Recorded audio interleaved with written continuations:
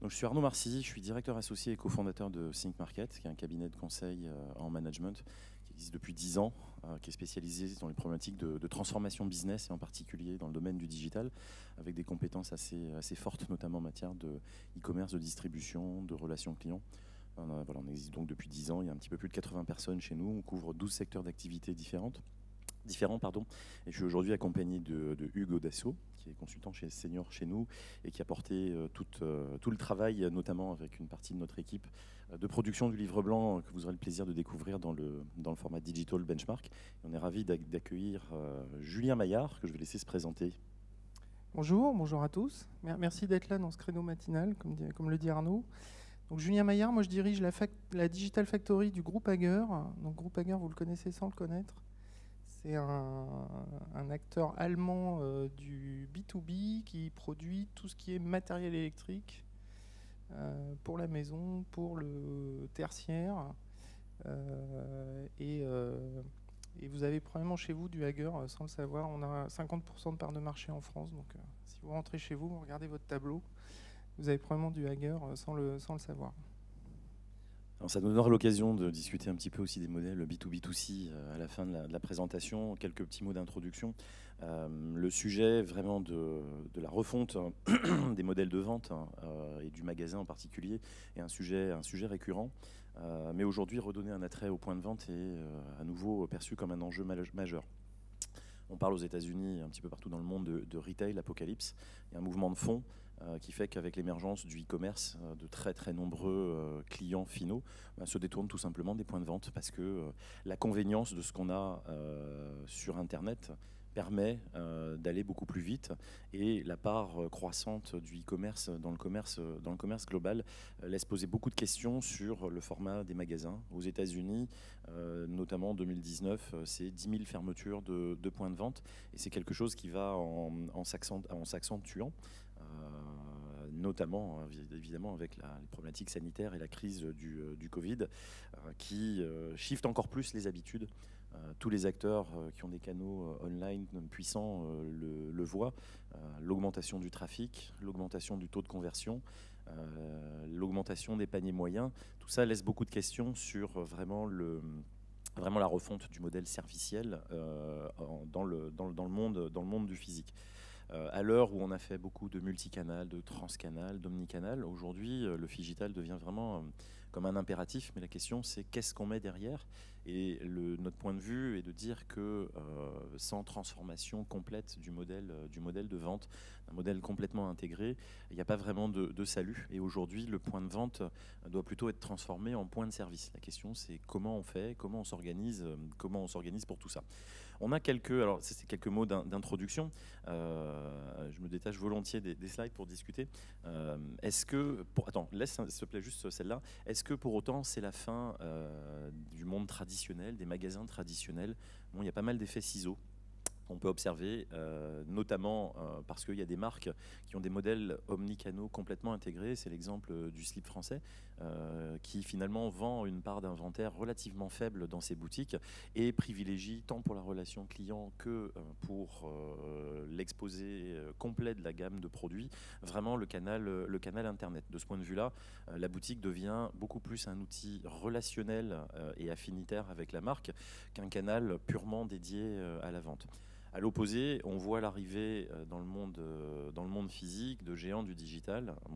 L'exemple d'Amazon est un exemple qu'on prend très souvent avec Amazon Go, qui est leur enseigne dédiée au commerce de proximité, surtout sur le petit alimentaire, qui fonctionne de façon complètement automatisée et avec l'usage de son mobile pour un check-out qui est complètement transparent et pratiquement cashless. Amazon, dans le physique, c'est également 4Stars, qui est donc un magasin qui est en ville et qui vise à offrir les top produits dans une zone de chalandise donnée et sur une partie d'inventaire qui va du livre à l'ustensile de cuisine en passant par les jeux et les gadgets. Comment est-ce que ça fonctionne ? Pourquoi c'est un modèle qui est complètement hybridé ? Tout simplement parce que L'assortiment de ce qui est vendu change à peu près toutes les semaines, avec une mise à jour des prix en temps réel, et l'inventaire de ce qui est présent dans le magasin est simplement dicté par ce qui se vend le mieux en online dans la zone de chalandise du magasin, avec une finesse extrêmement forte dans la capacité à analyser les ventes en temps réel. Là où c'est très intéressant, au-delà de la techno et des usages, on pourra en parler un petit peu après, c'est que le format même du magasin est complètement adapté à cette hyper-rotation de produits, puisqu'il n'y a aucun mobilier qui est attaché. Les prises de courant viennent du plafond plutôt que du sol, pour éviter tout simplement à avoir à changer le rayonnage de façon trop contraignante, pour assurer justement vraiment cette rotation de produits.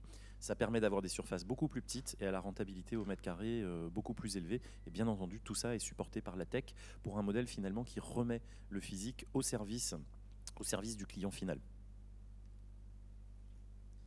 Du coup, pour chacune des marques de distribution, aujourd'hui, on est un petit peu coincé entre deux problématiques. La nécessité d'être hyper pragmatique. Quel point de vente maintenir, comment transformer l'expérience, comment assurer un service de base, et en même temps être prêt pour le futur et être capable d'investir de façon relativement importante dans la technologie et dans tous ces sous-jacents en matière d'évolution du format des magasins pour assurer une expérience de shopping beaucoup plus immersive. Voilà, donc ça c'est vraiment une introduction très rapide. Aujourd'hui, encore une fois, en termes de message, si on a l'impression qu'avec le digital, on a bien maîtrisé tous les canaux, que le physique et le digital, on fait tous du cross, de l'omni, du multi-channel, aujourd'hui, vraiment, les modèles intégrés sont quelque chose qui se repense différemment parce qu'encore une fois, on le voit dans les chiffres, les comportements d'achat ont fortement évolué au cours des dernières années et se sont très largement accélérés avec la crise du Covid. Et donc, en effet, nous, notre point de vue sur le digital, c'est quelque part, c'est de se dire que ça doit partir de là où est le client. Où est le client la plupart du temps dans son acte d'achat? Il commence en ligne. Quand bien même c'est un acte d'achat qui va être en magasin, 78% des personnes commencent leur recherche via du online. Donc quelque part, l'omnicanalité et le digital est de plus en plus important. Et c'est pour ça que pour nous, quelque part, le digital doit être mis au service du client et centré utilisateur. C'est pour ça qu'on vous propose de le voir en fonction de sa customer journey, de ses différents actes d'achat. Pour nous, quelque part, il y a 3 grandes étapes dans cette customer journey. Tout d'abord, faire venir les personnes au magasin. Et c'est pour ça que le point de départ n'est pas tant le magasin lui-même que la recherche d'achat et tout ce qui peut se passer en ligne. Ensuite, c'est faciliter la découverte du produit une fois qu'on arrive à le faire rentrer, de faire en sorte qu'il puisse faire son choix de la meilleure des manières possibles avec toute l'information nécessaire. Et finalement, être certain qu'on arrive à le convertir et à lui faire acheter les différents produits de la manière dont il a besoin et avec les méthodes de livraison qui lui sont nécessaires. Si on regarde quelque part, pour être capable justement d'attirer le client au magasin, la chose qui est la plus importante, c'est la donnée. La donnée aussi bien du point de vue du magasin, être capable justement d'avoir des organisations au niveau global et au niveau local pour être capable de faire du store locator, du presence management et de la réputation, aussi bien au niveau de la marque qu'au niveau des points de vente eux-mêmes, en région et au niveau le plus local, mais aussi la donnée client, pour être capable finalement avec du geofencing, avec un certain nombre de technologies, de lui pousser des pushs et des campagnes marketing au plus proche du point de vente quand il est en proximité. Donc avoir la donnée, avoir une donnée unifiée à propos du client et avoir une vraie connaissance de lui, être capable de bien cibler.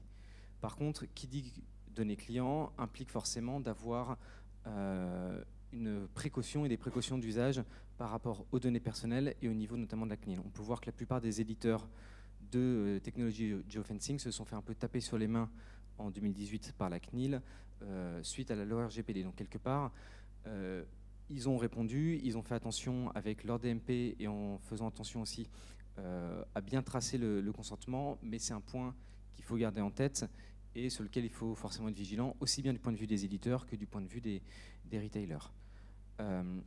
Ensuite, finalement, une fois que la personne est rentrée en magasin, il faut avant tout essayer de réduire les pain points. Quelque part, avoir une expérience client excellente commence par s'attaquer aux irritants de base.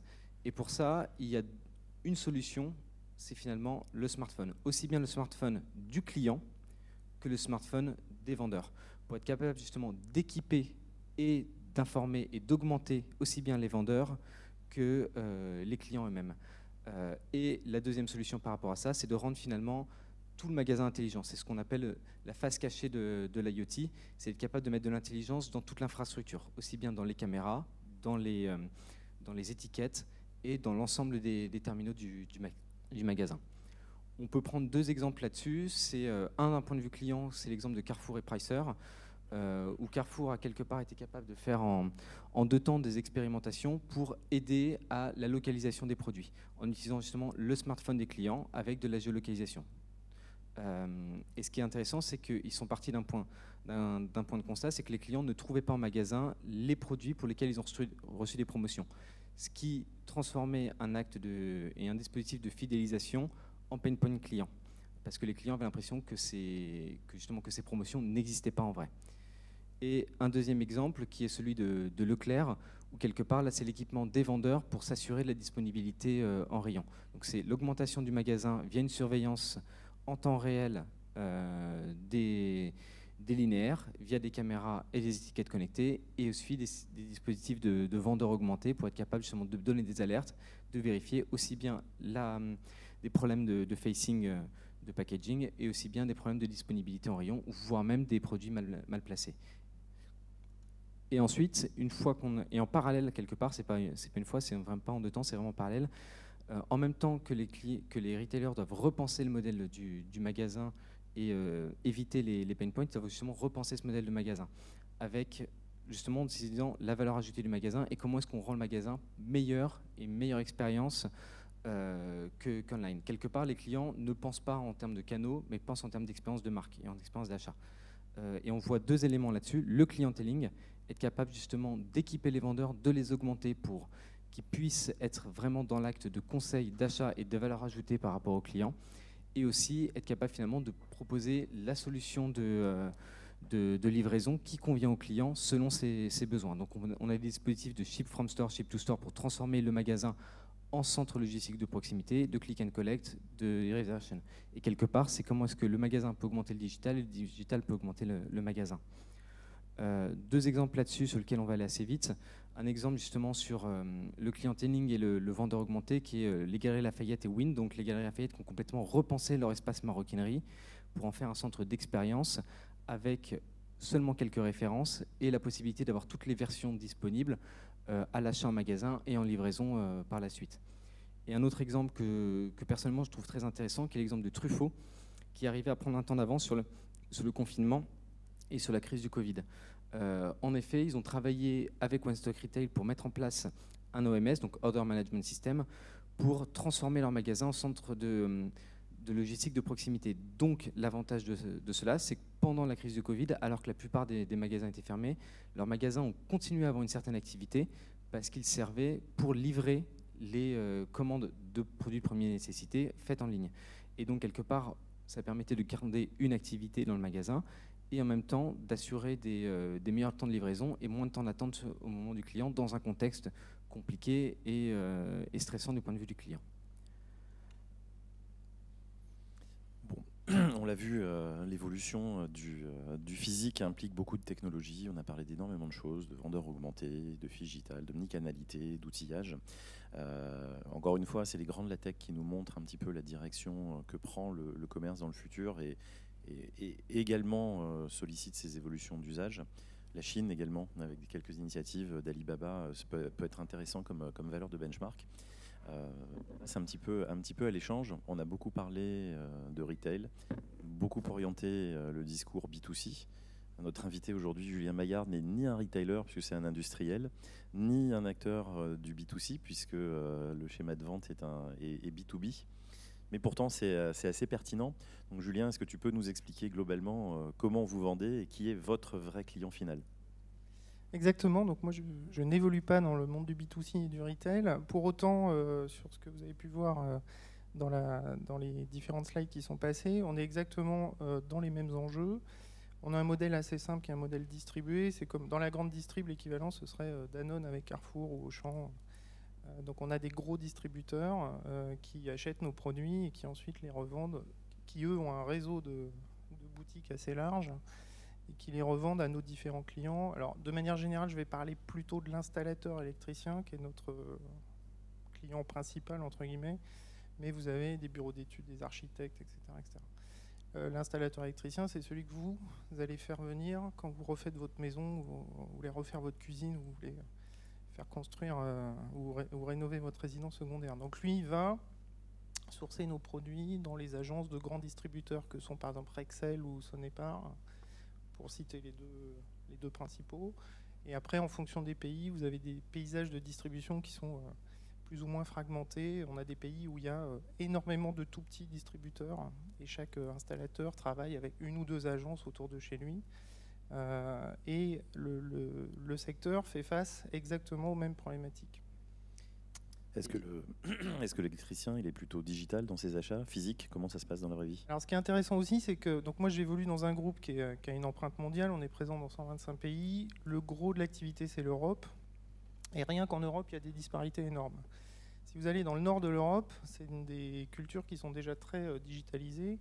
Vous avez à peu près, je résume, vous avez 70 à 80% du business qui est déjà online. C'est-à-dire que l'installateur, il achète sur les webshops des distributeurs avec qui il travaille, ce qui a des gros impacts sur nous derrière les manufactureurs, en termes de, enfin on le verra peut-être après, mais en termes de mise à dispo d'un certain nombre d'informations, etc.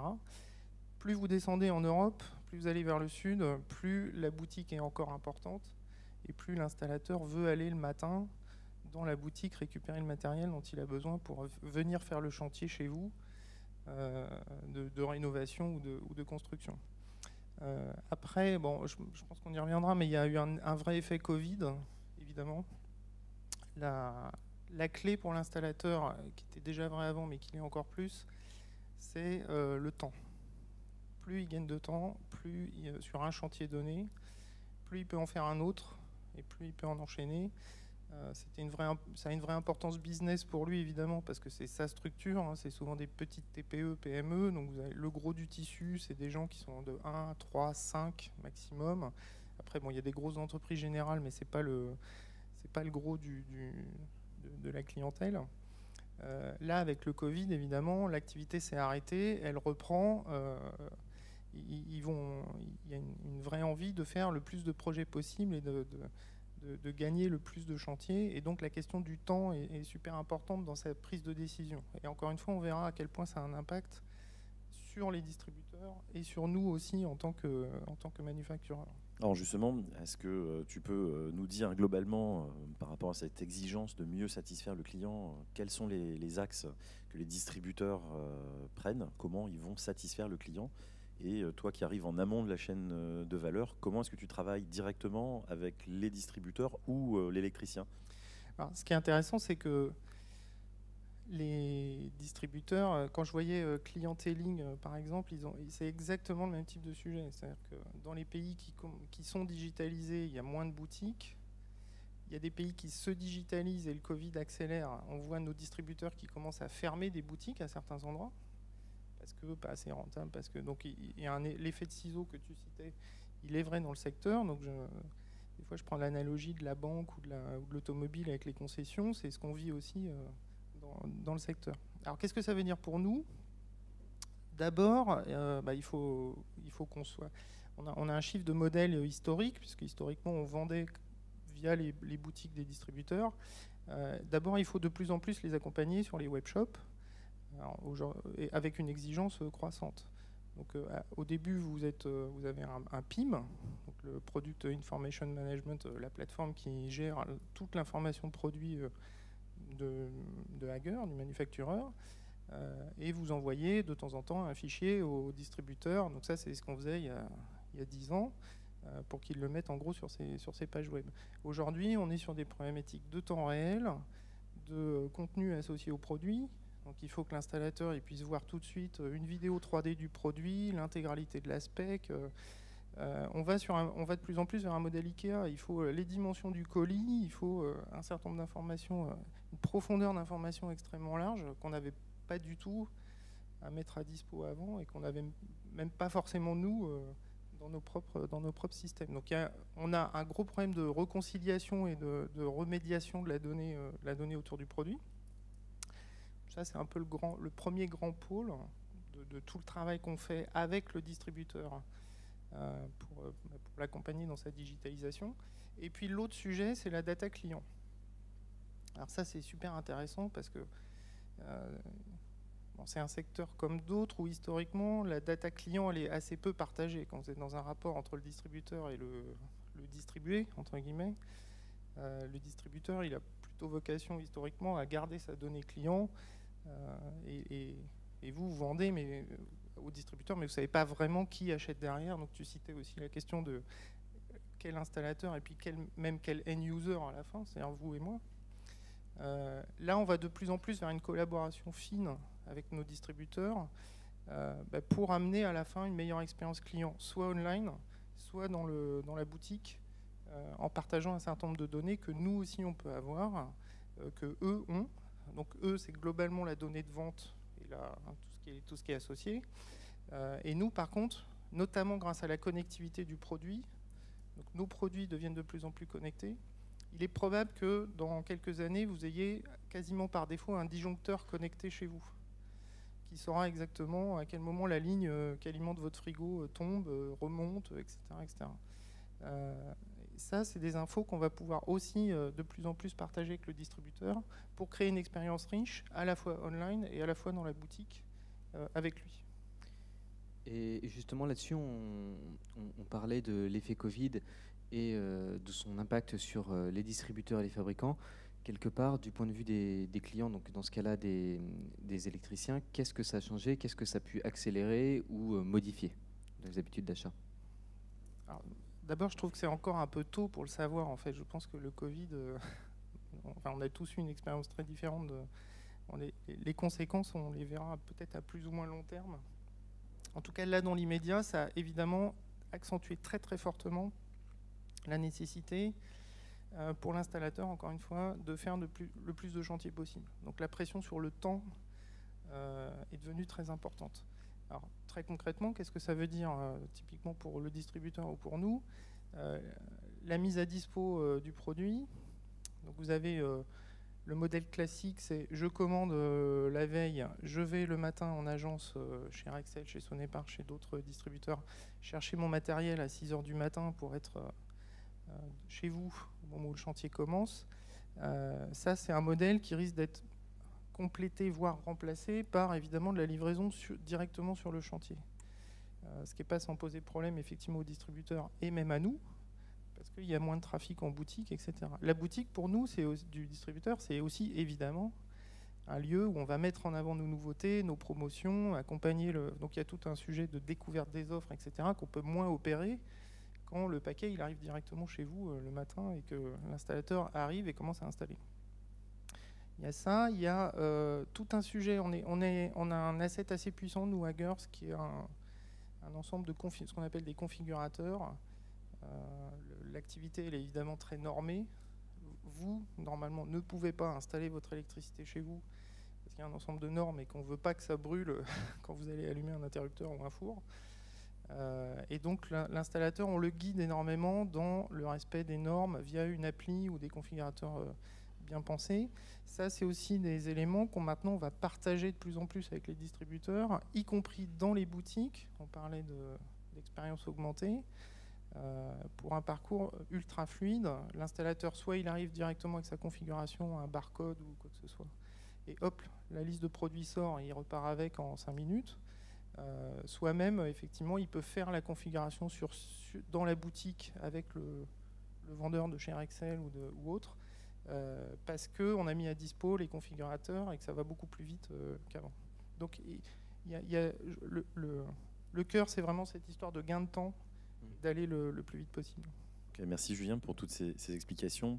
Nous, ce qu'on trouve singulier dans ce retour d'expérience, c'est que ces problématiques de transformation, de retail pour satisfaire un utilisateur final qui parfois peut être un professionnel, C'est en fait l'affaire de l'intégralité de la chaîne de la valeur. Et quand on est un acteur en amont, on voit tout simplement que la maîtrise techno et l'intégration que ça nécessite dans un environnement de distribution, que ce soit de l'outillage marketing, que ce soit des outils d'aide à la vente au travers des configurateurs, la maîtrise de la donnée produit, nécessite des projets technologiques et un travail main dans la main avec les distributeurs. Alors j'imagine que parfois c'est pas forcément très facile.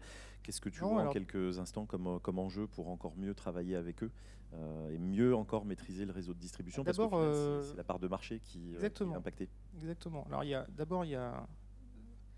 si on se place de notre point de vue, c'est des métiers parfois nouveaux, c'est des investissements assez lourds en tech. Moi, j'ai créé une équipe il y a 2 ans, on est une 50aine centrée uniquement sur le digital. Bon, c'est beaucoup de métiers nouveaux chez des industriels qui historiquement sont plutôt des cultures ingénieurs, électromécaniciens, très centrés sur le produit. Là, on amène toute une culture client, qui est aussi déjà parfois une nouveauté. Ça met sous tension toute la chaîne, de la prod jusqu'à la supply. Quand je parlais du temps, qui devient un critère super important, on a en gros avec les distributeurs, ils vont stocker les 20% de produits qui font les 80% du business. Le reste est stocké dans des warehouses à eux régionaux, et après derrière, si le produit est même pas dans ce warehouse, qui fait en gros qui peut faire du J+1, J+2, c'est chez nous, on a des stocks. L'exigence de quasi temps réel de dispo du produit par l'installateur ou le client final, ça met sous tension toute la chaîne, y compris chez nous. C'est-à-dire qu'il faut qu'on revoie une partie de nos systèmes de supply et de logistique. Où est-ce qu'on a le produit en stock? Il faut garantir l'information, à combien de temps il peut être acheminé, si on ne l'a pas, en combien de temps on peut le produire, etc. etc. Donc tout ça, c'est un ensemble d'informations qu'on n'avait pas du tout l'habitude de mettre à disposition effectivement pour améliorer l'expérience du client en boutique, et qui maintenant il faut de plus en plus fournir. Donc effectivement, ça redescend toute la chaîne de valeur jusqu'à chez nous avec des impacts assez forts.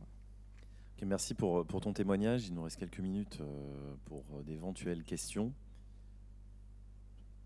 Est-ce que quelqu'un a des questions? Arnaud, il nous reste combien de temps? 10 minutes, ok, parfait. Okay. J'ai compté sur une demi-heure et pas 40 minutes. Donc, peut-être pas de questions. Peut-être qu'il est encore trop tôt. C'est sûrement ça. Alors, dans ce cas-là, effectivement, vu qu'on a encore un peu de temps, je propose de faire un petit focus sur une réalisation que Hager a fait récemment, justement sur la capacité d'outiller ces différents vendeurs donc, et prescripteurs, et d'être capable justement de faire de l'aide au choix et justement d'augmenter, c'est un grand terme, mais en tout cas d'outiller, d'accompagner et de donner l'ensemble des informations et des outils nécessaires pour faire son choix chez soi, aussi bien qu'en magasin. Alors d'abord, c'est une nécessité de le faire parce que moi, je vis sur un marché où l'installateur électricien en France, en Allemagne, il a à peu près 50 ans de moyenne, et on sait que d'ici 5 à 10 ans, on va voir partir à la retraite la moitié de nos vendeurs, la moitié des clients. Je ne sais pas si vous réalisez, c'est un choc tectonique pour le secteur. Et derrière arrive une génération d'installateurs. Pour eux, c'est pas du tout ils vous demandent pourquoi vous n'êtes pas sur WhatsApp et pourquoi la dispo du produit, je ne peux pas la trouver instantanément dans Messenger. Donc il y a cette digitalisation, y compris sur le point de vente, elle est indispensable. Alors qu'est-ce que ça veut dire? Des partenaires comme Rexel, typiquement, avant vous arriviez, vous aviez une liste de produits, il y a quelqu'un qui était derrière un gros comptoir avec le stock derrière et qui sortait des cartons assez anonymes qui vous les posait sur le comptoir et vous repartiez avec. Aujourd'hui, les 80% du produit les 20% de produits qui font 80% du business, ils sont sur des étagères. L'installateur, quand il passe, il se sert tout seul parce que de toute façon, il connaît le tableau avec lequel il va travailler, les prises, tout le catalogue produit. Et donc, en fait, s'il vient, c'est soit pour une problématique effectivement de dispo instantanée, je suis bloqué sur un chantier, je ne peux pas attendre, dans les 10 minutes qui viennent, il me faut le produit, et donc je vais le chercher, ou parce qu'il a effectivement besoin d'un conseil, d'un service, etc. Donc, typiquement, les configurateurs dont je parlais, on les a mis à dispo déjà de nos clients, vous les trouvez sur le web, sur l'App Store, on les a mis à dispo de nos propres vendeurs, peuvent accompagner pendant les rendez-vous avec les installateurs la mise en place de leur projet quand ils ont des problématiques. Et effectivement aussi, on a de plus en plus d'essais de les mettre à dispo dans les boutiques de nos distributeurs. Pourquoi ? Parce que aussi, l'installation électrique dans la maison au sens large ou dans le bâtiment, elle est de plus en plus technologique, elle est de plus en plus compliquée. Les produits se connectent, ce qui veut dire pour l'installateur un changement assez profond de son métier. Souvent, vous avez une appli sur le mobile en face, vous avez des identifiants clients, vous avez de la donnée, alors qu'avant, vous posez un disjoncteur, ça dure 20 ans, vous ne revenez jamais. Là, on est sur des systèmes de plus en plus compliqués, il faut appairer des produits, etc. Donc, il y a une vraie nécessité, au-delà du pur core business, le tableau et la prise, d'accompagner l'installateur dans toutes les questions qu'il peut avoir. Moi, j'ai un exemple en tête qui m'avait frappé. J'avais fait plusieurs visites dans des agences de nos distributeurs. Et vous voyez arriver parfois, j'avais vu arriver des installateurs assez désemparés avec une liste de produits imprimés. Un mail que leur avait envoyé vous, le client, à la fin, le client final, et qui dit moi je veux ça dans ma maison, je veux tel use case, je veux des trucs connectés, etc. Et l'installateur est complètement perdu. Donc c'est là qu'il y a une valeur à retrouver pour le point de vente, au-delà de juste le stock du produit clé. C'est intéressant, on voit qu'il y a quand même une multiplicité de projets, il y a des enjeux front, il y a des enjeux sur du matériel marketing, il y a des sujets de back ou d'enabler. Tu expliques qu'en 2 ans, tu as dû construire une équipe de 50 personnes sur des nouveaux métiers. Ça nécessite des investissements importants. Comment est-ce que, à ta place dans la chaîne de la valeur, c'est-à-dire tout en amont, tu mesures l'impact finalement sur ce qui nous intéresse le mieux, c'est-à-dire la transformation de l'expérience et son gain éventuel en part de marché ou en valeur. Comment vous mesurez ça ? Il y a 2 grands axes assez classiques. D'abord, on s'est armé d'une capacité à aller directement voir le client, l'installateur, l'architecte, etc. Donc, dans les équipes, on a des gens qui sont capables d'animer des études, des focus groups. Donc j'ai quelqu'un qui est de formation de sociologue. Donc quand vous expliquez à un manufactureur que vous allez recruter quelqu'un qui a fait de la sociologie et qui va faire des études et faire des panels clients, c'est un moment assez intéressant avec le DRH. Donc ça c'est vraiment l'approche Quali. On leur demande régulièrement les expériences digitales qu'on fabrique avec nos distributeurs ou en magasin, qu'est-ce que ça peut amener. Et après, je le disais tout à l'heure, il y a tout un travail maintenant de partage de données avec nos distributeurs qui s'enclenche de plus en plus et qui nous permet de mesurer à la fin si effectivement ce qu'on construit est vertueux et dans quelle direction, est-ce que ça va dans la bonne direction, quoi. Bon, on imagine que la réponse est plutôt oui. J'ai une autre petite question, c'est que dans ton métier, il y a des forces commerciales qui sont chargés d'animer les réseaux de distribution, y compris les points de vente. On a beaucoup parlé de vendeurs augmentés, donc on voit très bien ce cas derrière un desk face à un client. Est-ce que les populations commerciales sont des clientes aujourd'hui de ces axes de changement ? Est-ce qu'elles sont appétentes ? Qu'est-ce que tu peux nous dire là-dessus ? Les premiers utilisateurs des configurateurs dont je parlais, typiquement, c'est nos propres vendeurs. Et quand je modifie l'appli en question, qu'on fait une release dans l'App Store ou qu'on change un bout de site web, il faut toujours que j'ai en tête que le moteur de recherche, les documentations, les catalogues, les configurateurs, etc., c'est d'abord nos vendeurs qui les utilisent, effectivement, lors des rendez-vous clients. Alors client, soit effectivement la distribution, animation du réseau, soit l'installateur en direct qu'on voit aussi beaucoup, qu'on forme, etc. etc. Après, il y a évidemment tout un sujet plutôt back autour du CRM. Comment amener de la valeur dans le rendez-vous.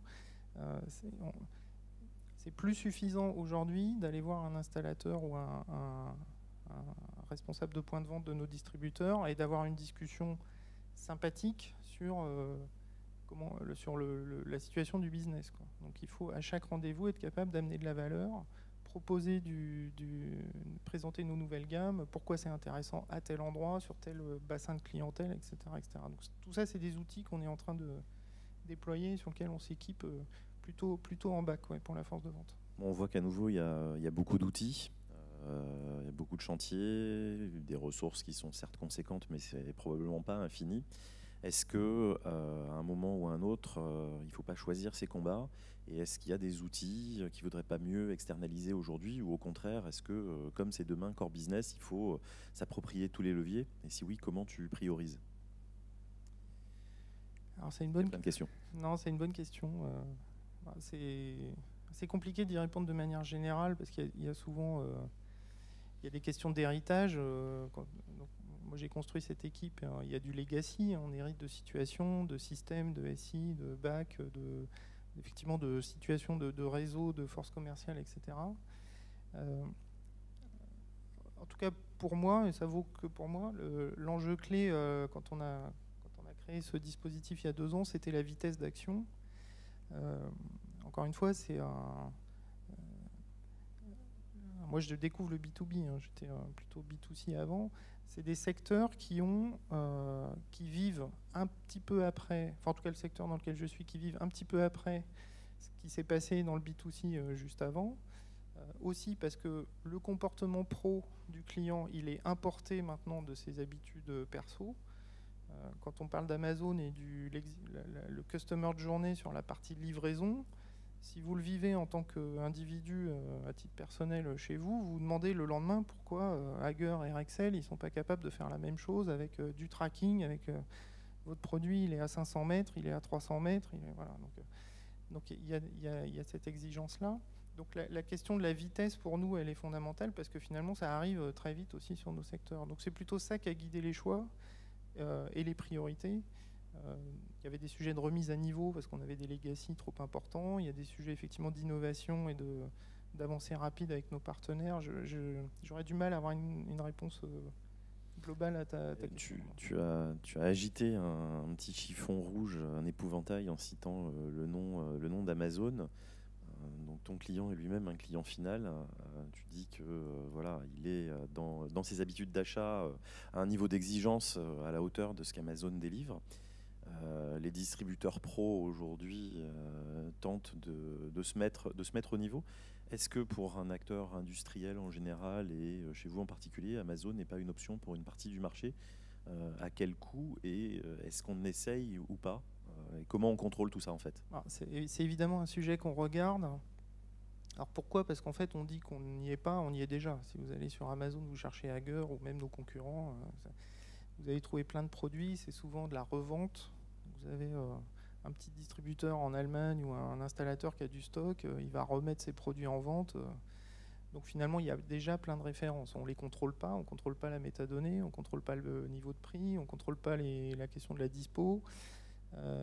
Parfois, on ne sait même pas garantir si c'est de la contrefaçon ou pas, parce que ce n'est pas nous qui effectivement revendons. Donc il y a cette situation de fait. Après, il y a encore une fois, il y a nos distributeurs avec nous ont fait de très gros efforts ces dernières années pour digitaliser la relation client, créer des parcours justement digitaux, c'est-à-dire compléter le digital, la boutique, créer effectivement tous ces parcours qui rendent service à l'installateur. Donc aujourd'hui, on pense que c'est quand même encore évidemment nos partenaires historiques avec lesquels on a envie de construire demain et qui ont une vraie plus-value à amener aux clients. Amazon, c'est intéressant évidemment parce que on le vit tous, hein, c'est l'océan bleu, c'est-à-dire que tout est là, etc. Mais par contre, si vous êtes sur un pro, la couche de service à valeur ajoutée, au-delà de un peu de trésorerie, un peu de paiement facilité, est quand même très faible.